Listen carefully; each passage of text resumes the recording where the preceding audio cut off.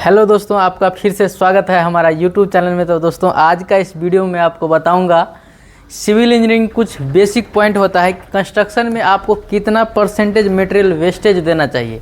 अगर आप एक फ्रेशर इंजीनियर हैं या आपको एक्सपीरियंस है, अगर पता नहीं है तो आज का इस वीडियो में देखिए, मैं आपको बताऊंगा कुछ ऐसा बेसिक पॉइंट है जो आपको जानना ज़रूरी है। अगर आप एक सिविल इंजीनियर हैं तो ये सब चीज़ की जानकारी होना चाहिए।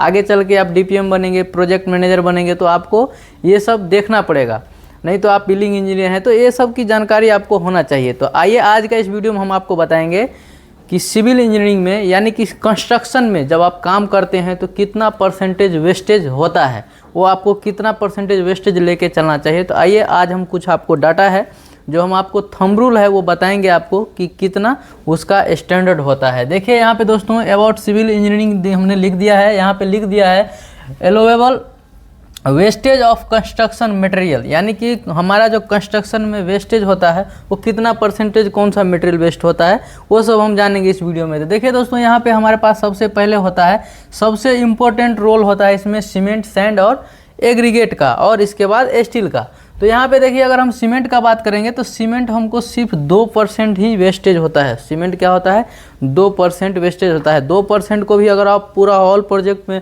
कैलकुलेशन कीजिएगा तो बहुत सारा टन में चला जाता है ये वेस्टेज।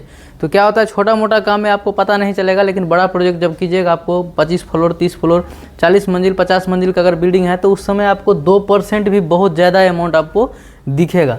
इसके बाद दोस्तों दूसरा होता है कंक्रीट। कंक्रीट में क्या होता है, 2% से 3% आपको वेस्टेज लेके चलना पड़ेगा, क्योंकि जब भी आप कंक्रीट कास्टिंग स्टार्ट करते हैं, अगर मैनुअल कंक्रीट है तो आपको कोई प्रॉब्लम नहीं होता है, लेकिन जब भी आप पंप से कास्टिंग करते हैं, बूम पंप से करते हैं, स्टेशन पंप से करते हैं, उस समय क्या होता है, कुछ कंक्रीट जो होता है आपका पाइप में वेस्टेज हो जाता है।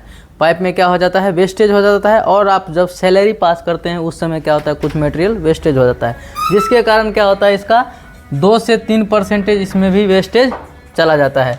इसके बाद दोस्तों हम बात करेंगे सैंड का। तो सैंड क्या होता है, 7 to 10%, यानी कि 7 से 10% तक क्या होता है, हमारा सैंड वेस्टेज होता है। सैंड ज़्यादा क्यों होता है वेस्टेज, क्योंकि जब हम कॉलम फॉर्मवर्क करते हैं या वाल होता है, रिटर्निंग वाल होता है, तो उसको क्या करते हैं, पैकिंग करते हैं।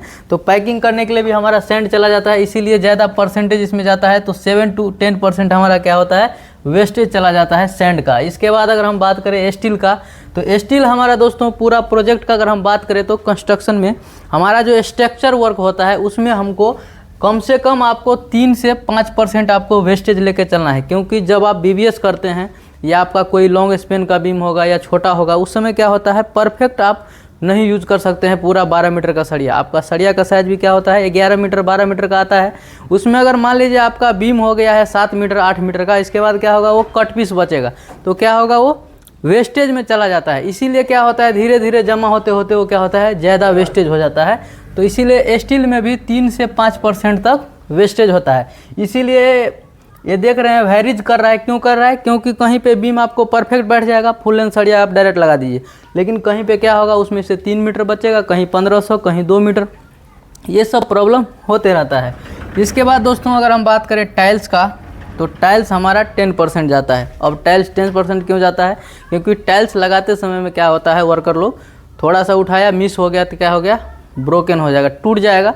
उसके लिए क्या होता है, ये 10% चला जाता है वेस्टेज में। और क्या होता है, जब आप परचेज करते हैं तो कुछ अनलोडिंग के टाइम में टूट जाता है, कुछ शिफ्टिंग के टाइम में टूट जाता है, वेस्टेज में चला जाता है। इसीलिए हम लोग क्या करते हैं, टाइल्स भी 10% लेते हैं। इसके बाद बचा हमारे पास एग्रीगेट।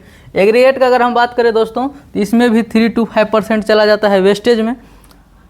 ये हमारा कंस्ट्रक्शन का थंब रूल है, ये वेस्टेज आपको इंक्लूड करना, क्योंकि जब ब्रिक अनलोडिंग होता है उस समय भी कुछ टूट जाता है, इसके बाद जब शिफ्टिंग होता है उस समय टूट जाता है, और उसको लगाने टाइम में भी कुछ ऐसा जगह आता है, कुछ ऐसा सिचुएशन होगा जहाँ पे आपको ब्रिक को तोड़ के लगाना पड़ता है। इसीलिए क्या होता है, ब्रिक भी 5% जाता है। इसके बाद हम अगर बात करें ग्रेनाइट का, तो ग्रेनाइट 5 to 8% क्या होता है, हमारा वेस्टेज होता है। तो दोस्तों मैं उम्मीद करता हूँ कि आपको जो अभी ये बताए हैं ये थंब रूल है। अगर आप एक सिविल इंजीनियर हैं तो आपको इसका जानकारी होना चाहिए, अगर नहीं है तो इस वीडियो को पूरा लास्ट तक देखिएगा तो आपको समझ में आ जाएगा। दोस्तों अगर आप हमारे चैनल पे फर्स्ट टाइम विजिट कर रहे हैं तो चैनल को लाइक, कमेंट और सब्सक्राइब जरूर कीजिएगा। बाकी वीडियो लास्ट तक देखने के लिए थैंक यू, धन्यवाद।